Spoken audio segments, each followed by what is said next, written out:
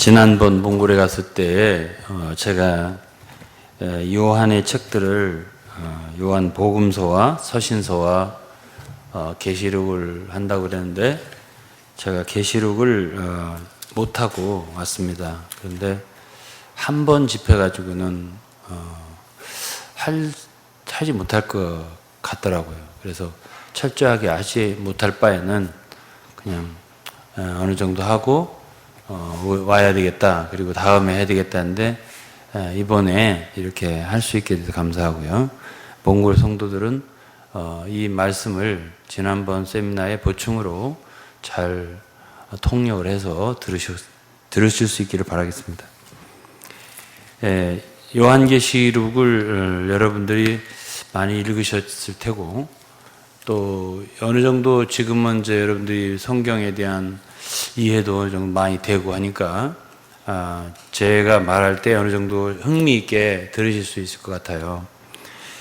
그런데 역시 이 계시록은 쉬운 말씀은 아니고 정말 아무리 읽어도 쉽게 이해할 수 있는 게 아니고 또 그 앞뒤 전후 또 많은 것들이 어떻게 연결되는 건지 또 무슨 말을 지금 하는 건지 순서가 어떻게 되는 건지 이런 거에 대해서는 정말 오리무중일 수밖에 없는 책이 요한계시록입니다. 이제 어쨌든 저로 하여금 이 귀한 말씀해낼 수 있게 하여 주신 하나님께 감사드리고 여러분들이 이 말씀을 들으면서 계시록 전체를 다 이해했다 이거보다는 이 계시록이 어떤 얘기를 하는가 하는 것을 중점적으로 알고 이렇게 알면 여러분들 열쇠를 하나 얻으면 이렇게 따고 들어가서 자세히 볼 수 있는 그것이 될 것으로 제가 여깁니다. 그래서 요한계시록이라는 책이 무슨 얘기를 하고 있는 것인가에 대하여 제가 중점을 말씀을 드리려고 하는 것입니다. 요한계시록이 도대체 뭘 얘기하는 거냐? 이제 이걸 제가 지난주에 얘기했고, 요한계시록에서 주로 얘기하는 건 그리스도의 재림을 얘기한다고 제가 말씀을 드렸죠. 그리고 예수 그리스도의 재림 때에 있을 여러 가지 징조, 또 정황들, 또 역사들 이런 것들이 이제 주로 기록되는데, 그것이 이제 그 일곱인 제가 말씀드렸죠. 일곱인을 얘기하고 그 다음에 일곱인을 이제 둘로 나누면 네 인과 나머지 세 인 이렇게 나눌 수가 있어요. 그래서 네 인은 말이잖아요. 색깔이 각각 다른 흰색, 그 다음에 붉은색, 검은색, 청황색 이렇게 말 네 마리가 달리는 거예요. 그것은 이제 온 예수 그리스도의 승천 후에 지금까지 온 역사의 전체다 이렇게 우리가 말할 수 있고요. 그 다음에 이제 다섯째 이는 이제 순교자들 2000년 동안 순교자들이 제단 아래서 자신들의 피를 하나님께 신원, 그러니까 원수를 갚아달라는 그런 기도를 드리는 그것이 다섯째 인이고 결국 계시록이라는 책은 결국 심판에 대한 책이잖아요. 예수 그리스도의 초림에는 구속주로 오시는 거지만 재림주는 심판을 의하여 오시잖아요. 심판주로 오신단 말입니다. 그러니까 계시록은 결국은 전체적으로 심판을 얘기하는 책이에요. 그리고 물론 심판으로 끝나는 거 아니죠. 하나님의 영원한 목적을 이루는 책이죠.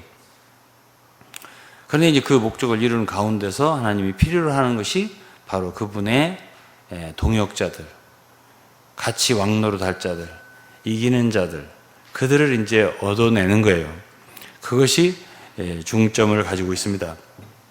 그래서 이제 네 마리의 말, 그러니까 네 인은 이제 한 조가 되어 있어요. 그렇게 되고, 그 다음에 이제 다섯째 인에서는 하나의 기점이 있는 거예요. 이제 원수를 갚아달라는 거죠. 그러면 네 인은 심판이 아닌가요? 앞에 첫 번째, 그것도 심판이에요. 네. 그러나 그거는 그야말로 오랜 시간 동안에 땅 4분의 1이 심판을 받는다는 내용이에요. 그리고 그러나 아직 중점적으로 참 하나님의 백성들을 박해하고 또 많은 사람 피를 흘린 그러한 심판은 가해지지 않았거든요. 그것에 대해서는 다섯째인의 순교자들의 기도가 있기 때문에 그때부터 이제 여섯째인에서 이제 말하자면 하나님께서 심판의 어떤 그 정황을 심판의 어떤 그 전주국을 심판의 어떤 시초를 알리는 것이에요. 그래서 우리가 이제 6장 후반부를 보면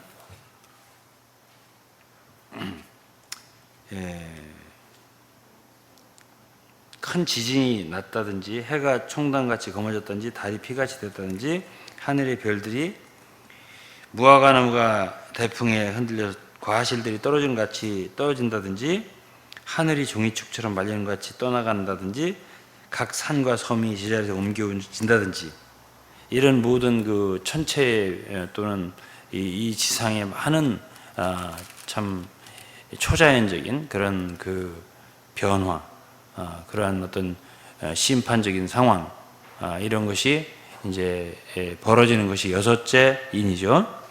그리고 이제 일곱째 인을 떼는데 일곱째 인은 8장부터 떼는 거예요. 근데 일곱째 인의 주된 내용은 일곱 나팔이죠. 일곱째 인의 주된 내용은 일곱 나팔이에요. 그럼 일곱 나팔은 뭐예요? 일곱 나팔도 이제 심판의 내용인데 일곱 인은 보다 더 비밀스러운 일이잖아요. 예? 말이 네 필이 달린다든지 그리고 제단 아래서 선교자들 기도하는 거라든지 이런 건 그야말로 우리가 볼 수 있는 알 수 있는 거 아니에요. 그 여섯째 인이 일어난다고 해도 그런 그 천체 현상에 기이한 것이라든지 참 자연 현상에 참 초자연적인 문제라든지 이런 역사는 어떻게 이런 일이 있을까 하고 사람들이 잘 알지는 못하지만 이거 큰일 났구나, 이게 무슨 일이 일어날 모양이다, 이렇게 뭔가 전조 현상 이런 것처럼 보여지는 것입니다. 그러나 일곱째 인은 이제 나팔이란 말이에요. 일곱 나팔은 보다 더 이게 많은 사람들에게 알려지는 거예요. 알게끔. 나팔은 부는 거잖아요. 들으라고. 그래서 이거는 보다 더 사람들로 하여금 심판이 우리에게 다가왔다, 이런 것을 알게끔 해주는 심판이에요. 그것이 일곱 나팔입니다. 그것이 일곱째 인이고 일곱째 인의 내용이에요. 그래서 이제 일곱째 인의 내용이 8장에 기록되어 있는데 이것도 앞에 4개하고 뒤에 3개가 이렇게 구분할 수 있는 거예요. 앞에 넷은 말하자면 그 땅에 쏟아졌잖아요. 땅 3분의 1이 이제 심판을 받는 수목이라든지 이런 거. 둘째는 바다에 던져 큰 불 붙는 산이 바다가 피가 된다든지, 셋째는 햇불같이 큰 별이 강에 떨어져서 강이 쓰게 돼서 많은 사람들이 죽다든지, 그 다음에 넷째는 해 3분의 1이 또 달 3분의 1이 별들의 3분의 1이 말하자면 어두워져서 비침이 없다, 흑암의 심판인데, 이런 것들은 내내 인간에게 직접적으로 다가오는, 직접적으로 해를 주는 그런 심판이 아니란 말이에요. 그거는. 그러니까 이 네 나팔은 이제 간접적으로 이 자연을 갖다가, 이 천체를 갖다가, 또 바다를 갖다가, 또 강을 가지고 이렇게 해서 사람들이 괴롭힘을 당하고 이제 그런 것이 이제 넷이라면, 나팔 중에서 이제 다섯째, 여섯째, 일곱째, 이 셋은 다섯째, 여섯째, 일곱째 이 세 나팔은 이것이 바로 화라고 그랬어요. 화가 이를 것이다.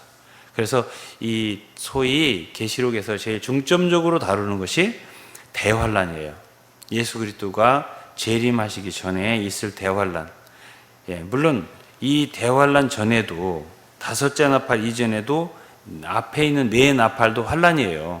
내내 환란인데 이제 특별히 1260일 그리고 근 일수로 달수로는 42개월 그리고 년수로는 3년 반 이런 기간이 특정되어서 계시록에 몇 번 나옵니다. 그 기간 동안에 있을 일에 대해서 계시록은 중점적으로 다루고 있어요. 그 이야기를 많이 하고 있어요. 그러면 마지막 인류의 마지막에 있을 일, 그것이 결국은 참 극심한 그 환란, 이것이 기다리고 있는 거예요. 그것이 이제 다섯째 나팔부터입니다. 그러니까 다섯째 나팔이 왜 그때부터 무슨 일이 벌어지느냐 하니까는 다섯째 나팔 때부터 소위 적그리스도가 나타나는 거예요. 그럼 적그리스도가 나타나기 전에 어떤 일이 발생하느냐 하니까는 하늘에서 별 하나가 떨어진다 하는 얘기가 이제 나오는 거죠. 그게 9장에 있는 얘기예요. 9장 초반부를 보시면 여러분들 성경을 보면서 저를 따라오세요.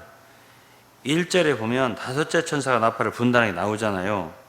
다섯째 천사가 나팔을 다섯, 여섯, 일곱째의 나팔은 화라고 그랬죠, 제가. 그 얘기는 바로 전절에 있어요. 전절에 8장 마지막 절에 거기에 날아가는 독수리가 공중에서 큰 소리로 땅에 거하는 자들에게, 이제 사람에게 직접적으로 화가 있다는 얘기죠. 화 이렇게 세 번을 얘기했어요. 그 외에도 이 네 나팔 이외에 천사가 불 새 나팔 소리가 있기 때문이다 라고 얘기를 하고 다섯째 나팔 얘기를 9장 1절에 했죠.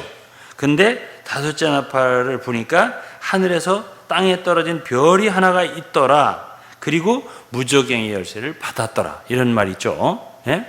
여기는 여기까지 얘기하고, 그리고 이제 8장에는 다섯째 나팔 부은 거, 그리고 제가 말했어요. 주일날 그때는 황충 이런 뭐 정갈같이 쏘는 권세 가지고 그 꼬리에 있는데 사람들을 5개월 동안 기한이 딱 있어요. 5개월.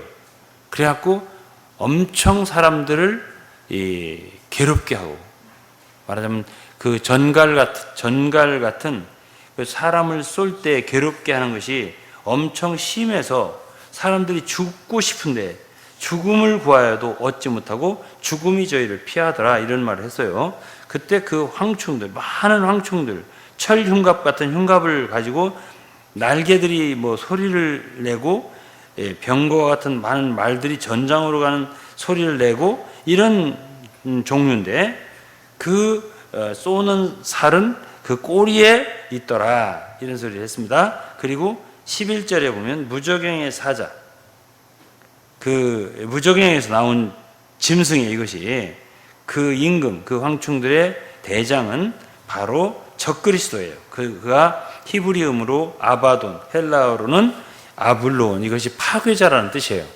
그러니까 적그리스도는 말하자면 그 뜻이 파괴자라는 뜻이에요. 그 다음에 이제 여섯째 나팔을 부을 때 유브라데 강에 말하자면 결박됐던 네 천사가 놓여지고, 그 년, 월, 일, 시, 쉽게 말하면 12개월에다가 1개월에다가 하루에다가 1시간, 그러니까 13개월 하루 1시간 동안 딱 그것도 기간이 정해져 있어요. 그때 마병대가 있는데 2억입니다. 2만 반이라고 써 있는데 2억입니다. 근데 그들이 지난 주일날 말했지만 하여튼 이상한 모습이에요. 말을 탔는데 불빛, 자줏빛, 유황빛 흉갑을 가지고 있고, 머리는 뭐 사자 같고, 사자 머리 같고, 입에서 불과 연기와 유황이 나오더라. 그리고 이들이 3분의 1을, 인류 3분의 1을 13개월 하루 1시간 동안에 다 죽이더라는 거예요. 이것이 말하자면 여섯째 나팔의 재앙입니다. 그러니까 마지막 때는 너무나 말하자면 끔찍한 그런 심판이 기다리고 있는데, 불과 1년여 만에 사람들의 인류가 3분의 1이 죽임을 당하는 그러한 끔찍한 일이 벌어진다. 그것을 이제 얘기하고 있는 것이에요. 그래도 그 20절에 보면 그 재앙에 죽지 않고 남아있는 사람들이 회개를 안 하더라. 우상숭배, 살인, 복술, 음행, 도적질을 회개 안 하더라. 이제 이렇게 되어 있어요. 그 다음에 이제 10장에 갔을 때는 10장에서 이제 여섯째 나팔과 이제 마지막 나팔이 일곱째 나팔이죠. 일곱째 나팔이 부는 사이에 10장이 있어요. 제가 주일날 여섯째 인과 일곱째 인을 떼기 사이에 7장이 있고, 유대인 이스라엘 백성 14만 4천의 인을 쳐서 그들을 보호하더라. 그리고 신약의 교회 사람들을 또 보호하더라. 이거 7장의 전반부와 후반부 내용이에요. 마찬가지로 나팔도 여섯째 나팔과 일곱째 나팔 사이에 무슨 일이 있어요. 그게 바로 10장의 내용인데요.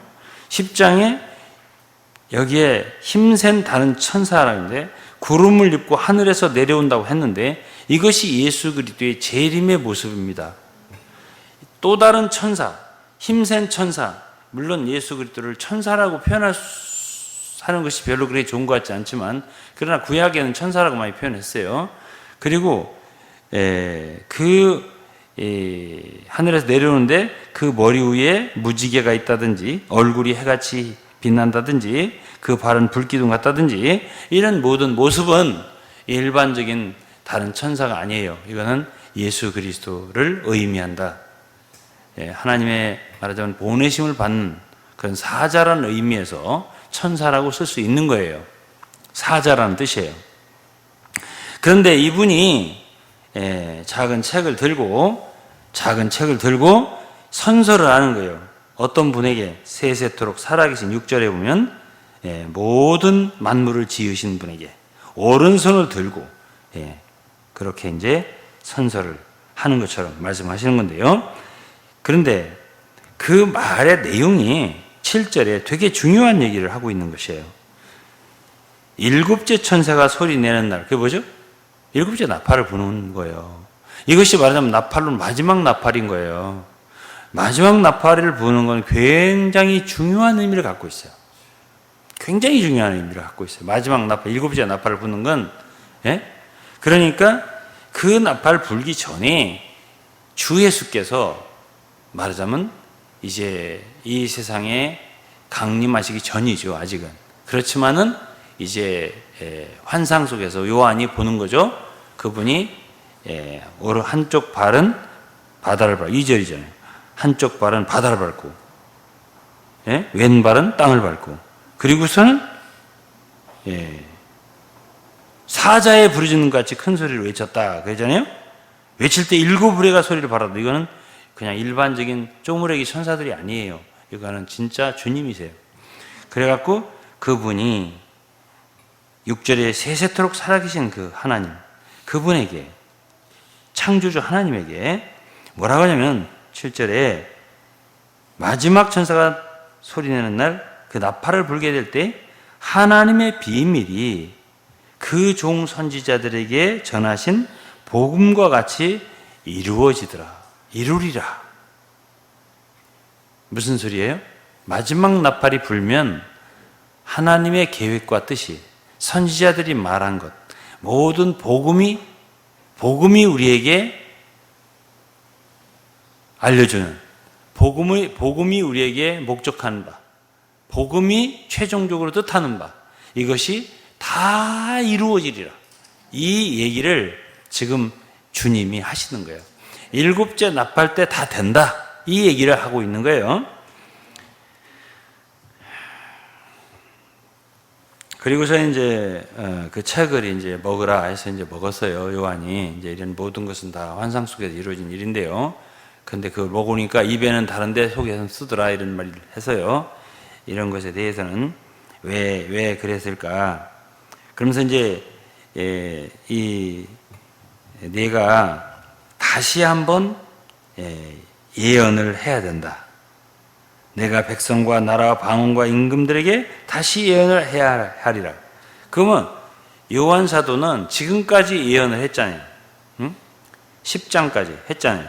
이제 11장까지 한 것이에요, 사실. 그런데 지난주 11장까지 했잖아요. 12장부터 22장 내용이 바로 이 작은 책이에요. 다시 예언을 하는 거예요. 다시. 새롭게 하는 거예요, 지금. 그래서 이 책을 먹을 때 하나님 말씀이니까 또 그 속에는 정말 소망, 주님이 다시 오시고 원수를 갚아주시고 또 그리고 참 왕국이 이루어지고 새하늘 새 땅 임하고 새 예루살렘 임하고 이 많은 소망이 있는 것들이 있어요. 예? 그런데 거기에는 그야말로 엄청난 재앙들이 또 있어요. 그러니까 속에서 쓰더라 이렇게 표현했죠. 그 다음에 이제 11장에 그 이제 지금 말하자면 대환란 때를 얘기하는 거예요. 왜? 5째 나팔부터 대환란을 했죠. 그럼 5째, 6째 시작됐죠. 그리고서 7째 나팔 지금 아직 안 불었죠. 그 사이에 있었던 일이에요. 그 사이에 있는 거 대환란 중이잖아요. 그 대환란 중에 어떤 일을 주님이 하시냐면 대환란 가운데에도 어쨌든 시대는 바뀌었어요. 대환란 시대는 이제 은혜의 시대는 종식된 거예요. 은혜의 시대는 문을 닫았어요. 그러니까 대환란 시대는 또 다른 복음이 필요한 거예요. 그럼 또 다른 복음이 필요한데 그러면 복음을 전할 때는 늘 뭐가 먼저 오냐면 회개의 사역이 와요. 신약의 복음도 그렇잖아요. 예수님이 진정한 복음을 사역하기 전에 누가 왔어요? 세례요한. 그런 것처럼 여기도 두 증인이 나오는데 두 증인이 하는 것이 꼭 엘리야 같기도 하고 모세 같기도 한데요. 그들이 하는 일은 주로 예언을 하는데 정말 초자연적인 역사를 하고 또 굉장히 무섭게 해요. 그래서 회개하도록 하는 거예요. 그래서 이제 그들은 뭐라 그러냐면 저희가 권세를 가지고 6절이죠. 하늘을 닫아 예언하는 날 동안 비우지 못하게 하고 권세를 가지고 물을 변하여 피가 되게 하고 아무 때든지 원하는 대로 여러 가지 재앙으로 땅을 치리로다. 그렇죠? 그러니까 증거를 한 거예요. 그 동안에. 그러면서 회개하도록 한 거죠. 회개하도록 하는 많은 얘기를 했다는 것은 우리가 알 수 있어요. 10절에 보면 두 선지자라고 했죠? 여기서 두 증인, 두 감람나무. 그지만 또 두 선지자라고 했잖아요. 그들이 뭘 어떻게 했어요? 땅에 거하는 자들을 괴롭게 한 거로. 엘리야가 당시에 이스라엘 백성들이 엄청 죄를 지을 때 아합 왕 때잖아요. 그러니까 아합이 엘리야 따라 그랬어요. 이스라엘을 괴롭게 하는 자요. 그러니까 왜 괴로워요? 사람들의 죄를 자꾸만 드러내고 지적하고 증거하니까 그러는 거예요. 그러니까 그 두 증인, 두 선지자가 그 적그리스도에 의해서 7절에 보면 무적행으로부터 올라온 짐승이라고 했잖아요. 적그리스도예요. 그래서 그들을 이기고 그 두 증인을 죽였죠. 그래서 그 시체가 큰 성 길에 있다고 했는데 그 성은 영적으로 소돔이다, 애굽이다 이렇게 하는 게 저희 주를 십자가에 못 박은 곳이다. 그러니까 예루살렘이죠. 예루살렘이 장래 지금도 부패했을 거지만은 주님이 오실 때쯤은 엄청 부패한 소돔 같은 그런 도시가 되어 있을 거다. 거기서 이 두 증인이 죽임을 당해요. 그런데 사람들이 너무 좋아하는 거예요. 그래서 10절에 보면 그들의 죽음을 즐거워하고 기뻐하면서 서로 예물 교환을 하더라. 이런 얘기가 있어요. 그런데 3일 반 만에 11절에 보면 하나님께로부터 생기가 그들에게 들어가서 그들이 발로 일어나서 구경하는 자들에게 그게 두려워하는 가운데 하늘에서 음성이 이리로 올라오라 하는 소리를 듣고 구름을 타고 하늘로 올라갔다. 휴거가 된 거죠. 어떤 사람들은 휴거는 오직 단회다 그러는데 휴거가 단회라는 말은 틀린 말이에요. 이때 벌써 두 증인은 둘이 따로 올라가는 그런 장면이 나오는 거잖아요. 이제 이 얘기는 좀 더 할 것이고. 그때 이제 지진이 났고 7,000명의 사람들이 죽었다 하는 시간 주일날 했습니다. 그 다음에 이제 14절에 보니까 둘째 화는 지나갔는데 보라 셋째 화가 속히 이르리라. 그러니까 일곱째 나팔도 사실은 주요 내용은 화죠. 심판이죠. 셋째 화가 이르리라 그랬잖아요. 그렇지만 일곱째 나팔은 10장에서 뭐라 했어요? 선지자들이 말한 모든 비밀, 복음이 모두 다 이루어지는 때 것이다. 마지막 나팔이 불면. 그랬죠? 그래서 일곱째 나팔을 부니까 하늘에서 음성이 뭐라냐면 세상 나라가 우리 주와 그 그리스도의 나라가 되어 그가 세세토록 왕노로 다시리라. 그리스도의 왕국이 이루어진다 이거예요. 언제? 일곱째 나팔이 불 때 이 소리를 하는 거예요. 일곱째 나팔이 불 때 그리스도께서 이 세상 만국의 왕이 돼서 다스리게 된다는 것이에요. 그래서 예수님이 재림할 때는 나팔 소리와 함께 오신다는 말이 많이 있어요. 네, 이 얘기는 좀 이따 하고. 그때 이제 말하자면 24 장로들이 엎드려서 경배하고 그 다음에 뭐라고 말하냐면 전능하신 이가 친히 권능을 잡고 왕노로 다시 도다 찬미를 하죠. 그러면서 이방들이 분노하며 주의 진노가 임하여 죽은 자를 심판하고 죽은 자를 심판하는 20장에 나와요. 20장에 나와요. 이 모든 일곱째 나팔의 내용이 22장까지예요, 사실은. 12장부터 22장까지 얘기가 다 일곱째 나팔의 내용이란 말이에요. 그리고 그 안에는 16장에 있는 일곱 대접이 부어지는 것도 포함되어 있는 거예요. 어디에? 일곱 나팔에. 그럼 일곱째 나팔은 굉장히 많은 걸 포함하고 있는 거예요. 그러니까 일곱째 나팔이 불려지는 걸 얘기하고 그 일곱째 나팔을 얘기하시면서 주님이 작은 책을 가지고 그걸 먹으라고 그러고 예언하라고 그러고 그리고 그걸 먹으니까 뱃속에서 쓰더라는 얘기, 입엔 달지만 이 얘기를 하고요. 그 다음에 11장에서 일곱째 나팔이 불었어요.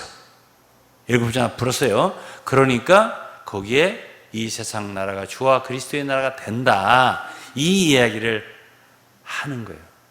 그리고서 주님이 오셔서 죽은 자를 심판한다 이 말씀을 하시고요. 죽은 자를 심판하신다 이 얘기를 하시고 또 뭘 얘기하냐면 선지자들과 성도들과 또 주의 이름을 경외하는 자들에게 상을 주신다. 이 이야기는 자세하게 없어요, 계시록에. 이거는 이제 마태복음이나 다른 데를 봐야 돼요. 그럼 어쨌든 주님이 재림하시면 상을 주셔요. 그건 분명히 주셔요. 이 장면은 자세하게 나와 있지는 않아요, 여기 요한계시록에. 또 땅을 망하게 하는 자들을 멸망시킨다. 이거는 이제 나와요, 뒤에. 멸망시킨다. 이런 이야기들이 이 말씀에 있는 거예요. 그리고서는 이제 11장이 맞춰진 거예요. 그 다음에 이제 12장 얘기죠. 12장에 해를 입은 여인이 나옵니다. 발 아래는 달이 있다고 그랬습니다. 또 12별의 면류관에 섰다 그랬습니다. 이게 누구냐? 이거는 온 인류의 역사입니다. 그리스도의 교회의 역사예요. 즉 12별은 족장시대예요. 족장시대는 즉 다시 말하면 이스라엘 역사예요. 12별은 족장시대. 그리고 달은 율법시대예요. 달이니까 해는 신약시대예요. 그러니까 모든 교회의 총체입니다. 그런데 이 여인이 아이를 배워서 해산하게 됐다. 그게 아파서 부르짖는다. 그러니까 교회의 역사는 족장 시대로부터 구약 율법 시대를 통해서 신약 시대까지 하는 일이 한 가지 있다는 거예요. 그게 뭐냐면 아이를 해산하는 거예요. 산의 아이입니다. Man child. 산의 아이인데요. 이 산의 아이가 굉장히 주님께는 필요해요. 여기서부터 필요가 나와요. 왜 필요한지. 뭐냐? 한 붉은 용이 있다고 그랬어요. 3절에 보면 다른 이적이 있어요. 그 머리가 7이고 뿔이 10이고 뭐 이렇게 머리 7에 면류관이 있고, 이 바로 마귀입니다. 마귀. 여기 해석을 했어요. 4절에 용이라고 있잖아요. 그런데 9절에 보면 용이라고 했죠. 옛뱀이 마귀라고도, 사단이라고도 하는, 온 천하를 깨는 자. 이 자가 이 여인을 대치하고 있는 거예요. 그럼 이 마귀가 가장 이 하나님의 백성으로부터 경계하고 반드시 이거는 내가 말하자면 대적해야 된다. 이거는 확실히 끝내줘야 된다 하는 게 뭐냐면은 거기서 낳는 산의 아이, 남자 아이를 낳으면 그걸 반드시 해치워야 돼요. 먹어버리든지 해치워야 돼요. 이렇게 하려고 마주하고 있는, 지켜서고 있는 모습을 요한에게 보여준 거죠. 근데 5절이면 나왔어요. 결국 그가 누구냐니까 장차 철장으로 만국을 다스릴 남자라고 그랬습니다. 그 아이를 하나님 앞과 보좌 앞으로 올라갔다. 이거는 뭐죠? 휴거를 말하는 거예요. 하나님 앞과 보좌 앞으로 갔으니까 휴거된 거예요. 그런데 그가 뭐를 할 사람이냐고요? 만국을 철장으로 다스릴 사람들이에요. 그럼 만국으로 철장을 다스릴 사람들은 어디에 나오냐면요. 이거는 여기에도 나오지만은 계시록 3장에도 나와요. 2장에도 나와요. 두아디라 교회에 이기는 자들. 그들이 바로 만국을 철장으로 다스린다 그랬어요. 어떤 사람들이요? 교회 전체가 아니에요. 두아디라 교회는 우상이 많았던 교회예요. 그리고 이세벨에 약한 교훈이 있었던 교회예요. 그 교회에서 이기는 자들은 철장을 가지고 만국을 다스리는 권세를 주겠다고 했었어요. 그러니까 이 지금 산의 아이는 요 몇 구절만 보더라도 이들은 전체 교회가 아니에요. 전체 성도가 아니라 그들 가운데서 여자하고 남자는 달라요. 여자, 이거는 해를 입은 여자잖아요. 12별이 면류관을 쓰고 발 아래에 달이 있고. 그런데 여자가 뭐를 낳죠? 산에 남자 아이를 낳단 말이에요. 남자는 강한 거예요. 산의 아이는. 비록 애기라도 강한 거예요. 그건 하나의 상징이죠. 여기 1절에 보면 하나의 이적을 보였다고 하는데 이거는 헬라어로 세메이온이라는 말은 상징이라는 말이에요. 그러니까 상징은 우리가 해석을 해야 돼요. 그 뭐냐? 바로 구약시대부터 율법시대를 통해서 모든 사람들이 다 하나님의 충성되고 강한 이기는 자들이 된 게 아니에요. 거기에 정말 그야말로 참 모세라든지 아브라함이라든지 다윗이라든지 뭐 이런 사람들이 하나님이 이기는 자들이지. 모든 사람이 아니잖아요. 신약도 마찬가지예요. 그들을 만들어내는데 마귀는, 이 용은 누구를 갖다가 경계하고 대적하냐면 바로 그런 자들이 생겨나는 걸 제일 싫어하는 거예요. 근데 결국은 낫다는 거죠. 낫고 그들은 올라갔다는 거죠. 보좌로. 그게 바로 휴거예요.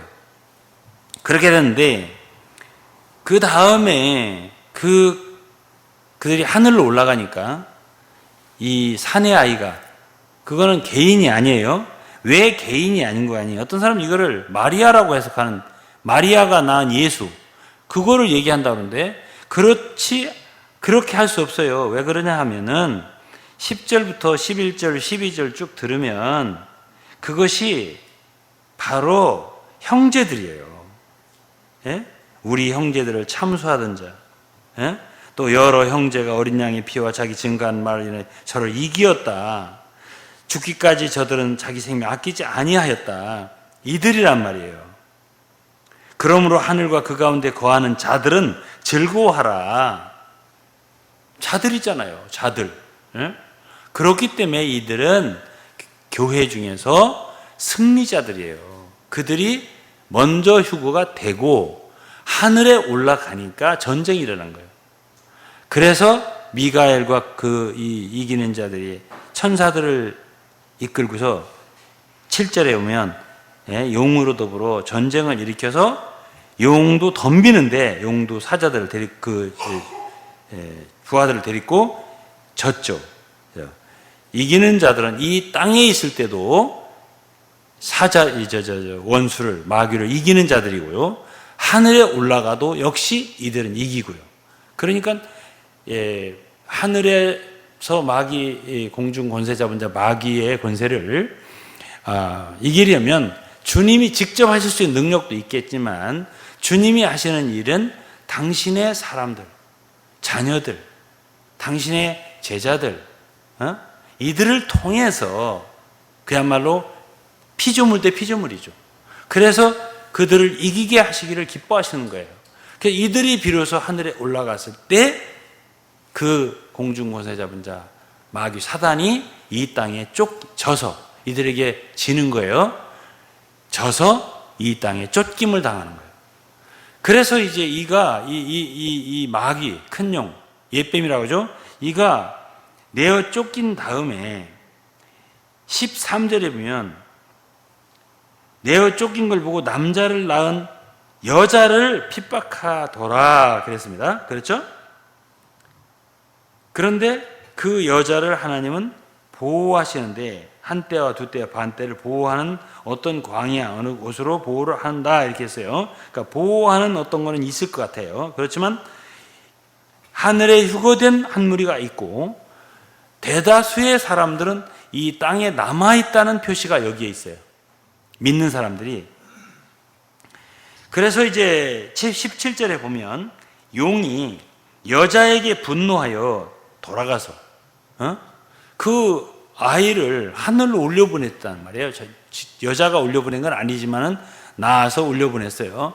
그러니까 이제 뒤에 보면 그 하늘에 휴거된 무리를 이 짐승이 또 적그리스도가 굉장히 회방하는 말을 하는 게 나와요. 그렇지만 일단 이 마귀는 이 여자를 굉장히 미워하고 싫어해서 그 여자의 남은 자손 곧 하나님의 계명을 지키는 자들 예수의 증거를 가진 자들로 더불어 싸우려고 바다 모래 위에 섰더라 이렇게 돼 있죠. 이게 12장의 마침인데 이 대환란이 어떻게 시작되는가를 여기서 알려주는 거예요. 사실은 이제 다섯째 나팔로 돌아가는 거예요. 이게 왜냐하면 이 계시록은 이게 지금 12장서부터 어떤 시점이 분명하게 이렇게 차례차례 순서대로 되는 게 아니에요. 그러니까 어떻게 해서 무저갱에서 황충들이 올라오고 적그리스도가 짐승이 올라오냐. 무저갱의 입구를 우리는 바다로 보는 거야. 바다에서 올라온다 그러잖아요. 그러면 마귀 용은 어디서 떨어졌죠? 하늘에 떨어졌잖아요. 하늘에 떨어져서 모래 위에 섰다고 했잖아요. 그리고서는 13장에 보면 13장 1절에 바다에서 한 짐승이 나오는데 그랬잖아요. 바로 이것이 적그리스도예요. 짐승이 나오는데 표범과 비슷하다고 했습니다. 구약 다니엘서에 보면 표범은 바로 헬라를 상징합니다. 그래서 오늘날 성경학자들 중에는 앞으로 말하자면 적그리스도라는 세력이 나타날 거예요. 아마겟돈 전쟁을 이끄는 지도자가 되고 말하자면 이 시대의 마지막 전쟁을 이끌 지도자입니다. 10여 나라의 열나라가 표현되는데 권세를 가지고 예루살렘을 포위 공격할 지도자가 나와. 근데 그 자가 헬라계일 거다라고 생각을 해요. 그리고 다니엘서에도 보면 네 뿔이 나온다 그랬죠. 알렉산더가 죽은 다음에 나라가 넷으로 나눠지잖아요. 그 다음에 네 뿔 중에서 작은 뿔 하나가 나오는데 그것이 바로 적그리스도라 했어요. 그러니까 바로 헬라 제국에서 네 개로 나눠진 거기서 나오는 작은 뿔이니까 틀림없이 헬라계일 가능성이 있다라고 생각을 하는 거예요. 그래서 그런 짐승이 나오는데 그 짐승은요, 막 용이 2절에 보면 자기의 능력과 보좌의 권세를 누구에게 줘요? 그 짐승에게다 주는 거예요. 그래가지고 제가 말했어요. 이미 지난주에 이 자가 말이죠, 누구한테 시해를 당한다고요. 그런데 다시 살아나요. 그것이 3절 얘기예요. 그래서 그 용은 다시 예수님 죽었다가 부활하는 거 비슷하게, 그러니까 적그리스도죠. 그러니까 그렇게 해가지고 많은 온 땅의 사람들을 이렇게 미혹하고 자기를 따르게 만들어요.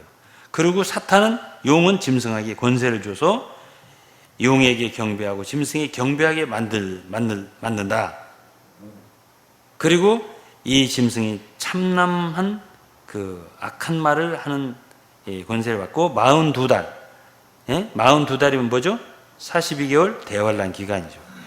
이 42개월 동안 일할 권세를 받았다는 얘기예요. 그러니까 대환란은 누구의 권세 아래서 인류가 핍박을 당하는 때냐면 결국은 적그리스도에 의해서, 짐승이죠. 짐승으로 얘기죠. 그 권세하에서 고통을 당하는 기간이다. 이렇게 생각하면 딱 맞아요. 그런데 6절에 보면 이 짐승이 입을 벌려서 하나님을 향하여 회방하는데 그의 이름과 그의 장막, 하늘에 거하는 자들을 회방한다. 그러니까 이미 이 대환란 때에 하늘에 거하는 자들이 있는 거예요. 그거는 12장에 산의 아이가 휴거됐다고 제가 말했죠. 그리고 그 휴거되고 거기서 전쟁이 일어나고, 그리고 사탄이 내어 쫓기고, 그리고서 사탄과 짐승이 연합해서 대환란이 시작된 거예요. 그러니까 대환란 전에 신실한 성도들은 휴거된 거예요. 이거는요, 계시록 3장 빌라델피아 교회에 대한 예언도 보면 내가 시험의 때를 면하여 주겠다는 말씀이 있습니다. 신실한 자들에 대해서. 그리고 누가복음 21장에도요, 장차 임할 시험을 피하고 인자 앞에 서도록 깨어 기도해라, 이런 말씀이 있습니다. 그렇기 때문에 신실한 성도들은 이 땅에 적그리스도의 권세 아래서 심한 대환란의 기간을 통과하지 않고 먼저 하나님께서 그분의 보호자로, 공중이 아니에요. 이제 공중 얘기는 14장에 나와요. 공중으로 가는 사람들은 공중으로 가는 게 아니라 보호자로 직접 들림받는 사람들이 바로 이기는 자들이에요. 그런데 그들에 대하여 이 짐승이 회방을 하는 거예요. 왜? 그들에 의해서 사탄이 쫓겨났잖아요. 그러니까 그들을 회방하더라. 하나님의 이름을 회방하고 하늘로 휴거된, 하늘의 장막에서 이미 하나님을 섬기는 종들을 회방하더라. 이렇게 이제 기록되어 있어요. 그 다음에는 이제 11절서부터면 또 다른 짐승이 있어요. 근데 새끼 양 같은 두 뿔이 난, 근데 용처럼 말한다고 그랬는데요. 사탄하고, 용이 있죠. 사탄이 있죠. 그 다음에 적그리스도로 칭하는 짐승이 있죠. 그 다음에 셋째는 새끼 양 같은 또 다른 짐승인데, 이 자는 바로 거짓 선지자예요. 이 자가. 그래서 이 12절에 보면 먼저 나온 짐승의 모든 권세를 그 앞에서 행하더라. 그리고 큰 이적을 행하더라. 13절에 보면 사람 앞에서, 들 앞에서 불이 하늘에서 내려와 가지고 땅에 내려오게 하고 짐승 앞에서 받은 이적을 행하고, 그래서 이 거짓 선지자가 행하는 일은 말하자면 칼에 상하였다가 다시 살아난 적그리스도 짐승을 위하여 우상을 만들고, 그리고 우상에게 생기를 주어서요, 우상인데 생기를 주어서 말을 하게 하는 거예요. 그런 이적을 행하는 거예요. 그래서 짐승의 우상에게 경배하게 하는데, 경배를 하지 않아요? 그럼 죽이더라는 거예요. 그리고서 이 자가 하는 일은 이제 경제활동을 하려면 작은 자나 큰 자나 부자나 가난한 자나 다 할 것 없이 다 오른손이나 이마에 666이라고 하는 표를 받게 하더라는 거예요. 그거를 받지 않으면 다 어떻게 돼요? 다 죽이더라는 거죠. 자, 이것이 이제 13장까지 얘기예요. 그 다음에 이제 14장에는 또 무엇이 나오는가 하니, 여기에 역시 또 시온산, 시온산은 예루살렘에 있는 산이 이름인데, 여기에 시온산은 지상의 예루살렘이 아니에요. 시온산이 아니에요. 하늘에 있는 거예요. 보라, 어린 양이 시온산에 섰고 그와 함께 14만 4천이 섰는데, 14만 4천이잖아요. 여기도. 그러니까 이 사람들이 7장에 이스라엘 백성 인맞은 14만 4천 그 사람들이다 이렇게 말한 사람인데, 아니에요. 그건 아니에요. 이 사람들은 이마에 어린 양의 이름과 아버지의 이름이 기록되어 있다 했습니다. 어린 양의 이름과, 그럼 복음을 받은 사람들이란 말이에요. 그러니까 신약에 믿는 이들이 분명한 거예요. 그래서 이들은 보호자와 네 생물 사이에 장로들 앞에서 새 노래를 부르더라. 땅에서 구속함을 얻은 14만 4천이다. 그리고 이들은 여자로 더럽히지 않고 정절이 있는 자들이고, 어린 양이 어디로 인도하든지 따라가는 자들이고, 이 사람들 가운데 구속을 받아서 처음 익은 열매로 하나님과 어린 양에게 속한 자들이더라. 그러니까 이거는 분명히 이스라엘은 아니죠. 구약 이스라엘은 아니에요. 예수를 믿는 사람들이고, 믿는 자들 중에도 정말 거룩한 자들이에요. 그 입에 거짓말이 없고, 5절에 보면 흠이 없는 자들. 자, 이런 사람들이 14만 4천이 하늘에 있는 시온에 있더라는 얘기예요. 찬송을 부르더라는 거예요. 이런 자들이 휴거되어 있는 모습이 먼저 보고, 여기 시점이 있어요. 지금 휴거되어 있는 자들이 지금 12장에도 나와요. 사내아에. 그렇죠? 그러면 14장은 어떤 사람들일까? 14장은 어쩌면 12장은 역사적인 족장 시대부터 율법 시대부터 모든 사람들의 이미 이 세상을 떠난 많은 그리스도를 포함한 그러한 사람들의 이기는 자들이라면, 여기는 14장에 휴거된 사람들은 당시에 대환란 때에 살아남아있는, 그렇죠? 살아있는 사람들 가운데 이기는 자들이라고 제가 보는 거예요. 왜 그러냐? 이들을 표현하기를 첫 열매라고 했거든요.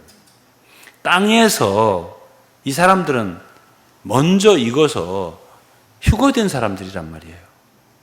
그러니까 분명히 주님이 재림하실 때는 언제일지 모르지만 살아남아있는 사람도 있는 거예요. 살아남아있는 모든 사람들이 다 하늘로 가는 건 아니에요.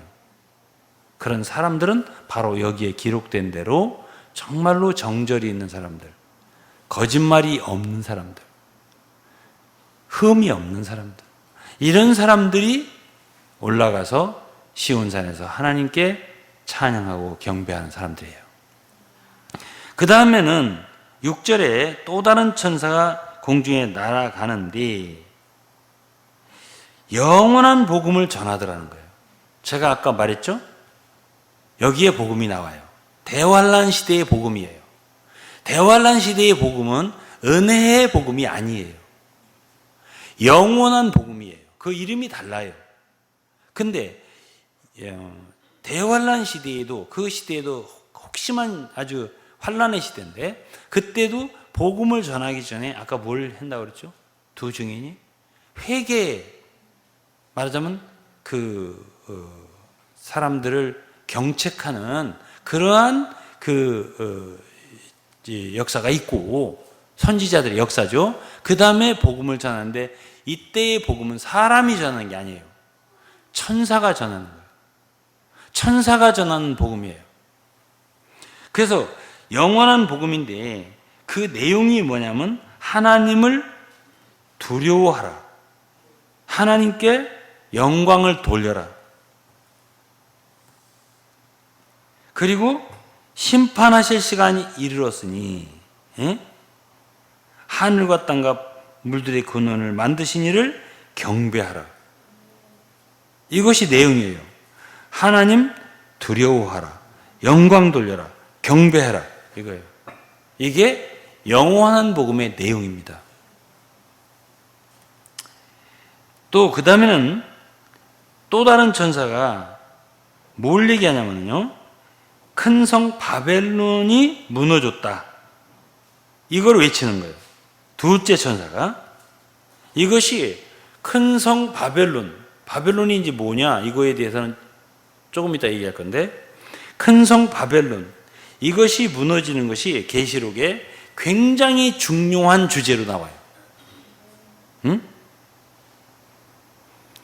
이 큰 성 바벨론이 뭐냐? 그 다음에 이제 9절에는 또 다른 천사 셋째가, 셋째 천사죠. 누구든지 짐승과 그의 우상에게 경배하고 이마에나 손에 표를 받으면 하나님 진노의 포도주를 마신다. 그래서요, 그리고 멸망한다는 거예요. 거룩한 천사들과 어린 양 앞에서 불과 유황으로 고난을 받는다. 고난의 연기가 세세토록 올라간다. 그러니까 짐승과 우상에게 경배하고 이름의 표를 받는 자는 누구든지 밤낮 쉼을 얻지 못한다. 이게 이제 세 번째예요. 그러니까 그때 당시에 주님이 어떻게 하면 그래도 대환란 때 긍휼을 얻을 수 있는가에 대해서 자세하게 얘기를 해주는 거야. 어떤 사람들이 주님의 긍휼을 얻어요? 하나님 두려워하는 사람, 영광 돌리고 경배하는 사람들, 영원한 복음을 받는 사람들이에요. 복음이니까 받아야죠, 그죠? 순종해야죠. 이게 첫째예요. 둘째는 적그리스도가 우상에게 경배해라.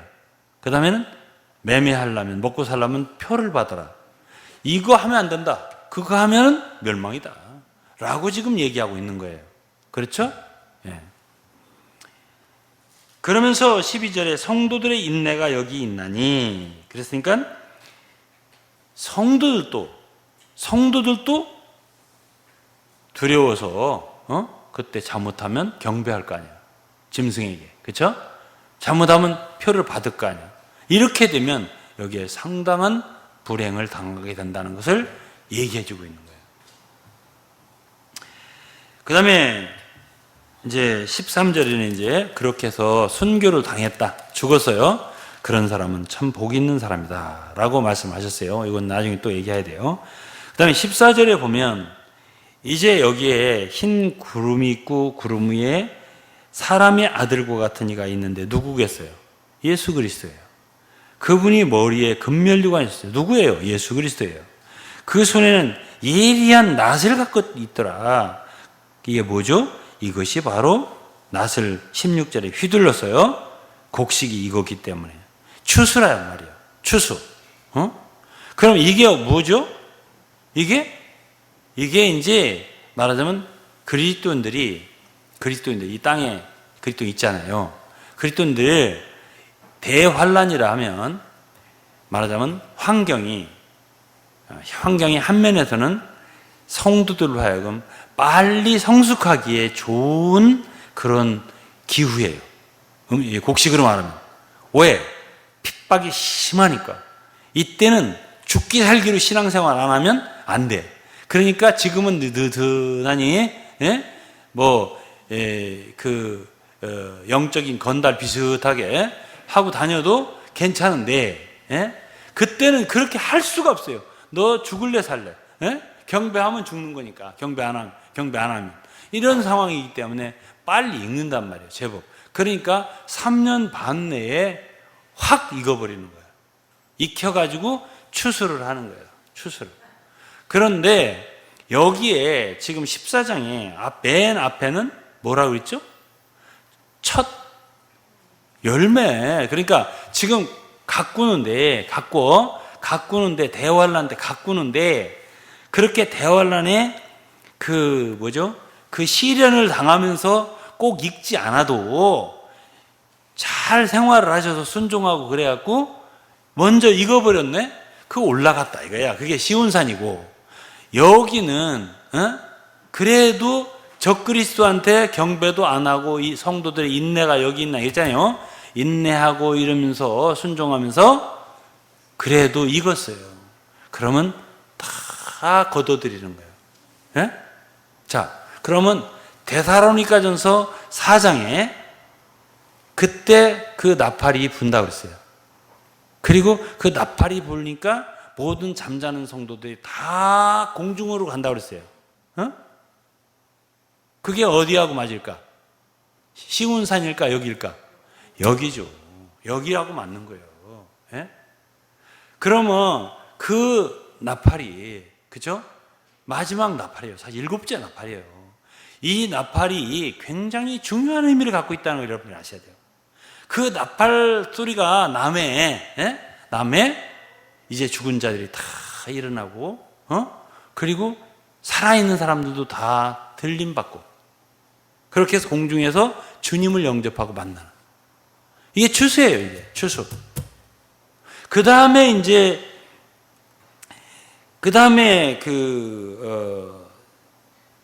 17절에 보면 또 다른 천사가 예리한 낫을 또 하나 가졌는데, 이건 주님이 아니세요. 아닌데 어떤 그 포도송이를 거두라 그랬어요. 포도가 익었다. 그럼 이건 뭐냐? 포도가 익었다. 이건 뭐냐? 앞에는 곡식이 익은 거예요. 쌀이니 밀이니 보리니 통통하게 익었어요. 그냥 그 추수하죠. 근데 이거는 포도가 익었네. 이거는 좋은 게 아니에요. 이거는 포도에 탱탱한 건 물이 가득 찼잖아요. 그 물이 바로 세상 물이에요. 돈 물이에요. 쾌락 물이에요. 이런 물이 가득 찼어요. 그래서 이거는 포도주 틀에 진노의 포도주 틀을 주님이 밟는다는 거예요. 그래가지고 그 틀이 성 밖에서 밟혔는데, 틀에서 피가 났는데 어디까지냐? 마을 굴레까지 피가 1600 스타디온이라는 긴 거리에 피가 어디까지요? 마을 굴레까지 피가 그렇게 가득. 그러니까 이것이 언제냐? 바로 아마겟돈 전쟁 때에, 말하자면 악한 자들, 이 세상 악한 자들이 다 죽임을 당한 그것을 지금 얘기하고 있고, 뒤에 아마겟돈 전쟁이 나와요. 그런데 제가 이걸 해보니까 그러네. 한 번에 할 수 있을 줄 알았더니 2번 해도 안 되고, 2번 해야 할 줄 알았더니 3번 해도 안 되고, 그러네. 4번 해야 되겠네. 그래서 오늘은 제가 15장까지만 15장, 16까지 간단하게 할게요. 15장은 이제 7 재앙이 나와요. 7 대접이죠. 7 대접을 쏟아 붓는다 그랬죠. 7 대접이 7 나팔의 내용이라고 했죠. 그것이 바로 16장에 부어지는 거예요. 16장에는 7 대접이 부어지는 게 나와요. 근데 15장은 뭐냐? 15장 얘기는 우선은 7 재앙을 가진 7 대접을 가진 사람, 이 천사들이 나오고요. 그래 이제 6절에 보면 일곱 재앙을 가진 일곱 천사가 성전으로부터 나와서 세마포 옷을 입고 가슴에 금띠를 띠고, 그래갖고 이제 그 일곱 대접을, 금대접을 일곱 천사가 받았어요. 그리고서는 이제 16장에 보면 일곱 대접을 땅에 쏟아라 1절에 보면 그랬어요. 그게 진노의 일곱 대접이에요. 그게 하나님의 모든 진노가 지금까지도 진노를 쌓잖아요. 그 중에는 김정은지도 쌓고 있고 막 쌓고 있잖아요. 하나님 진노를. 오늘날 텔레비에 나오는 그 범죄자들 다 지금 쌓고 있잖아요. 그걸 쌓고 있는데 그게 다 일곱 대접에 하나씩 다 담겨서 꾹꾹 눌러가지고 있는 거예요. 그게 이제 이때 쏟아 부어지는 거예요, 이게. 근데 그러기 전에 15장 2절부터는 불이 섞인 유리바다가 나와요. 그런데 이 불이 섞인 유리바다가 뭐냐? 그 위에 서 있는 사람들이 있어요. 그들도 하나님이 검은 거를 가지고 모세의 노래, 어린 양의 노래를 부르더라는 거예요. 그 내용이 3절, 4절이에요. 3절, 4절이 그 노래 내용이라고. 어린 양의 노래, 모세의 노래. 주의 길이 의롭고 참되시도다 하고, 주만 거룩하십니다. 의로우신 일이 나타났으니 만국이 와서 주께 경배하리라. 이런 말씀이 쭉 있죠. 이것이 찬양인데, 이들은 어떤 것을 이겼냐 하니까 적그리스도, 짐승과 그 우상과 2절이에요. 그 이름의 수 666 이기고 벗어난 자들이 유리바다 가해가 아니라 위에 서 있는 거예요. 유리바다 위에. 그래서 이제 마치 이스라엘 백성들이 애굽에서 홍해를 건너서 그 모든 재앙을 벗어나서 죽음을 벗어나서 말하자면 홍해를 건너서 참 저편에 서서 어린 양의 모세를 미리암과 함께 불렀잖아요. 그거하고 비슷하게 이거는 대환란을 통해서 거기에서 이긴 성도들이에요. 그래서 우리는 15장에 유리바다 위에 서 있는, 불이 섞인 유리바다 위에 서 있는 이들을 후기에 이기는 자라고 불러요. 그리고요, 주님은 아직 그분의 왕이 될 면류관을 쓸 사람들, 왕이 될 사람이 충분히 아직 차지 않았어요. 그거는 어디에 있죠? 6장에 있어요. 순교자들의 기도. 아직 수가 차지 않았다고. 그래서 주님은 더 필요로 해요. 어디서 많이 채우냐면 대환란 때 많이 채워요. 그때 많은 사람들이 경배하지 않고 666표를 받지 않고 순교를 당하고 죽임을 당하는 사람이 많고, 이제 20장에 보면 참수를 당해요. 목배임을 당하는 사람이 많아요. 그래서 이들이 이기는 자의, 순교자들의, 왕들의 대열에 합류하게 된다는 이야기가 계시록에 기록되어 있어요. 자, 그러면 요한계시록에는 무엇이 중점을 갖고 있냐면, 무엇이 중심 내용을 담고 있냐면 이기는 자들을 채워나가는 거예요. 그리고 가장 중요한 것이 주님이 재림하기 전에 있는 대환란 시대. 그때를 이용해서 주님은 하나의 일을 또 하시는 거예요. 그래서 그때 말하자면 심판받을 자들은 심판받게 하고, 그리고 말하자면 이기는 자들은 이렇게 주님이 참 이기게 하셔서 이제 이들은 여기서 지금 모세의 노래, 어린 양의 노래를 감격적으로 부르는 거예요. 우리는 살았다고. 이렇게 하는 것이 바로 15장의 내용입니다. 16장은 7 대접이 부어지는 것인데, 이것까지 하면 오늘 시간이 늦을 것 같아서 오늘 여기까지 마쳐야 할 것 같습니다. 아이고, 이게 시간이 많이 걸리는구나.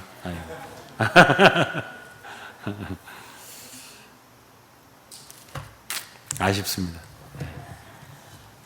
제가 준비는 잔뜩 해갖고 왔는데 여기까지 마쳐야 할 것 같고요. 어쨌든 또 시간이 되면 남은 이제 2번 정도 하면 될 것 같아요. 2번 정도. 주님께서 저희들과 함께 해주시고 마지막까지 계시록을 다 다룰 수 있도록 은혜 주시기를 바라겠습니다. 기도하겠습니다. 하나님 아버지 감사합니다. 저희들에게 당신의 귀한 말씀을 말해낼 수 있는 기회를 주셔서 감사드립니다. 못다한 말도 할 수 있는 기회를 주셔서 풍족하게 충분하게 모든 말씀을 다 해낼 수 있고 또 하나님의 비밀을 우리가 다 깨달을 수 있도록 축복해 주시기를 간절히 기도합니다. 아버지 하나님, 이 말씀이 몽골에도 통역이 되어서 잘 성도들에게 받을 수 있게 하여 주시고 또 한국의 많은 성도들도 이 말씀을 듣고 마지막 시대를 살아가는 우리가 어떻게 주님을 맞이할 걸 할까 준비하는 저희들 되게 하여 주옵소서. 감사 찬송드리며 예수님의 이름으로 기도드리옵나이다. 아멘.